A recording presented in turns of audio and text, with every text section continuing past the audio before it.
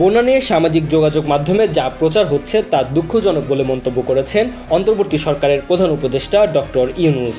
বৃহস্পতিবার বিকেলে রাষ্ট্রীয় অতিথি ভবন যমুনায় ভারতের হাইকমিশনার প্রণয় ভার্মার সঙ্গে সাক্ষাতে তিনি এই কথা বলেন। প্রধান উপদেষ্টার সঙ্গে ভারতীয় হাইকমিশনারের এটি ছিল প্রথম সাক্ষাৎ। পরে সাংবাদিকদের বিস্তারিত ব্রিফ করেন প্রধান উপদেষ্টার প্রেস সচিব শফিকুল আলম। বলেন, ইউএস সেন্টার ইন্ডিয়ার 18টা ইউনিভার্সিটিতে আছে। সোশ্যাল মিডিয়াতে কিছু পোস্ট হচ্ছে, যারা এটা করছেন এটা খুবই দুঃখজনক। বাংলাদেশ আর ইন্ডিয়ার মধ্যে প্রায় বিজিবি এবং বিএসএফের মধ্যে ফ্ল্যাগ মিটিং হয়।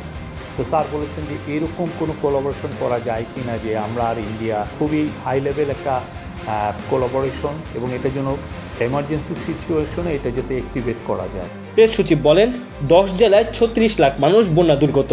এদের খোঁজ খবর নেওয়া হচ্ছে। প্রবল বৃষ্টিপাতের কারণে এমন বন্যার পরিস্থিতির সৃষ্টি হচ্ছেন বলে জানান প্রধান উপদেষ্টা। উনি বলেছেন, we are really looking forward to working together.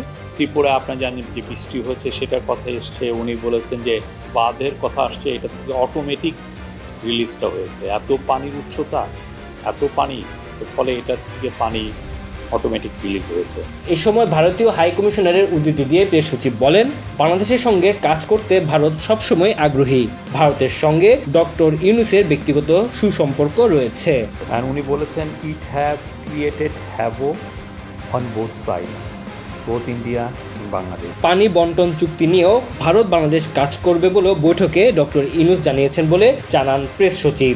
আমাদের সাথে ইন্ডিয়ার যে ওয়াটার শেয়ারিং, যেটা এই যে সমস্ত ইস্যু আসছে, সেটার জন্য আমরা জয়েন্টলি ওয়ার্ক করে এটা রিজলভ করতে পারি। Tanzil Hasnat, MCTV, USA।